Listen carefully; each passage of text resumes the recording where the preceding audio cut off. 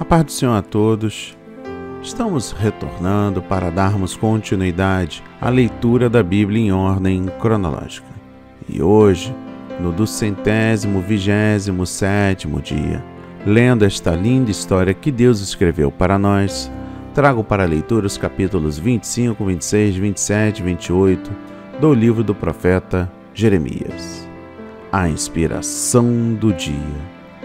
O cativeiro babilônico vindouro. No capítulo 25, destaco o versículo 1. E eu destaco o primeiro ano de Nabucodonosor. Era o ano de 605 a.C., uma data importante, pois o reinado de Nabucodonosor marca o início de 4 impérios sucessivos, de âmbito mundial. No versículo 3, destaco o ano 23. Jeremias tinha pregado zelosamente por 23 anos, mas o povo não entendeu. Exortara seus irmãos a largarem os ídolos e a impiedade, porém continuaram na sua obstinação. Deus ainda enviou outros profetas para advertirem Judá. Profetas tais como Urias, Sofonias e Abacuque. A experiência de Jeremias ressalta a verdade de que, mesmo sendo crente, fiel testemunha, muitos não receberão a palavra de Deus e prosseguirão indiferentes para sua própria destruição. Além disso, nos últimos dias, na igreja, os crentes fiéis a Deus e a sua palavra se afligirão ao verem muitos abandonarem a fé bíblica e os caminhos santos de Deus. No versículo 11, destaco 70 anos. Judá permaneceu no exílio por aproximadamente 70 anos. Estes 70 anos começaram no 4º ano do rei Jeoaquim, 605 a.C., quando seguiu a primeira leva dos exilados, e continuou até o retorno do primeiro grupo deles, em 538 a.C., após o decreto de Ciro. No versículo 12 destaco: visitarei o rei da Babilônia. Jeremias profetiza que Deus retribuirá a Babilônia por seus atos cruéis e pecaminosos. Babilônia foi vencida pelos medos e persas sob o comando de Ciro, em 539 a.C. No versículo 15 destaco este copo de vinho do furor. O vinho embriagante é frequentemente aludido nas Escrituras para indicar a ira de Deus. No capítulo 26, destaco o versículo 2, todas as palavras que te mandei. O profeta sabia que a sua palavra ofendia o povo e lhe causava hostilidade e oposição. Talvez ele houvesse sido tentado a omitir algumas palavras, sobretudo severas, da mensagem divina. Porém, o Senhor lhe disse para não omitir uma única palavra.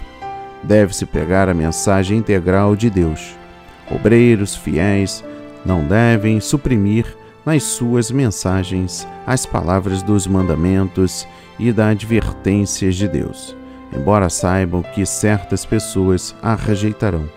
É um ministro indigno aquele que deixa de lado certas partes da palavra de Deus, para assim dissimular pecados da congregação. Versículo 8 destaco: certamente morrerás. Jeremias, por proclamar a palavra do Senhor, foi detido pelos líderes religiosos, isto é, sacerdotes e falsos profetas, que queriam a sua morte. Muitas vezes são os líderes religiosos que combatem sistematicamente aqueles que conclamam o povo a um retorno à fé bíblica e à verdadeira santidade. Isto aconteceu nos dias de Jesus e também acontecerá nos últimos dias antes da sua volta. Dos versículos 12 a 15 destaco: e falou Jeremias. Jeremias não se retratou da sua mensagem de julgamento divino sobre Israel ao ser ameaçado de morte. Pelo contrário, afirmou que a sua autoridade vinha de Deus e a seguir conclamou o povo a arrepender-se dos seus pecados. Permaneceu fiel a Deus e à sua palavra, apesar das graves consequências de sua oposição. Dos versículos 16 a 24, este homem não é réu de morte. Depois de ouvirem a defesa de Jeremias, os líderes da corte e a massa popular tomaram o partido dele contra os sacerdotes e os profetas. Alguns anciãos defenderam Jeremias ao citarem exemplos de um rei justo para com os profetas, Ezequias, e de um rei ímpio, Jeoaquim. No versículo 23, destaco Urias, o trouxeram ao rei, que o feriu. Jeremias foi poupado da morte, ao passo que outro profeta justo, chamado Urias, fora morto, porque Deus permite que alguns de seus sejam mortos como mártires, quando outros morrem de modo natural. A Bíblia não explica. Sabemos, porém, que Deus tem um propósito eterno naquilo que Ele permite que aconteça aos seus fiéis seguidores e que Ele faz com que todas as coisas contribuam para o bem deles. No capítulo 27, destaco o versículo 6. Nabucodonosor, meu servo. Nabucodonosor é chamado servo de Deus, não porque fosse justo, mas porque Deus o usaria o seu exercício para castigar muitas nações, inclusive Judá, nação de Deus, pelos seus pecados. Deus, no entanto, também abateria a Babilônia no tempo por ele determinado. No versículo 8, destaco: se alguma nação e reino não servirem. O conselho profético de Jeremias para Judá foi o de submissão ao domínio da Babilônia e de não resistir à vontade de Deus para a nação. Se, porém, o povo se restabelecesse e lutasse contra a Babilônia, Jeremias advertiu do grande sofrimento e derrota que enfrentariam. No versículo 9, destaco: não deis ouvidos aos vossos profetas. Os falsos profetas estavam predizendo o sucesso de uma rebelião contra o inimigo e incitando o povo a livrar-se do jugo de Babilônia. Jeremias, por outro lado, orientou o povo a não os ouvir e profetizou que Babilônia dominaria Judá e as nações em redor. No versículo 26, destaco os utensílios da casa do Senhor.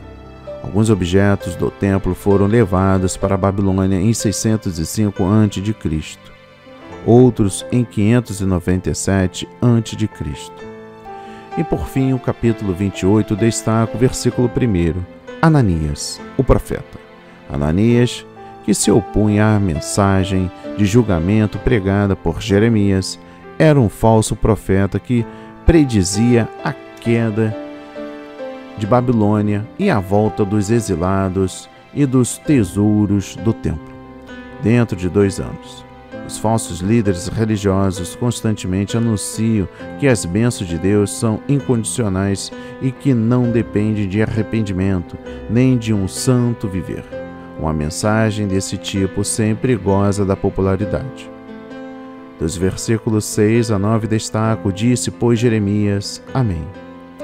O amém de Jeremias demonstra que ele também desejava a volta dos cativos, mas a sua mensagem profética era primeiramente de julgamento da nação.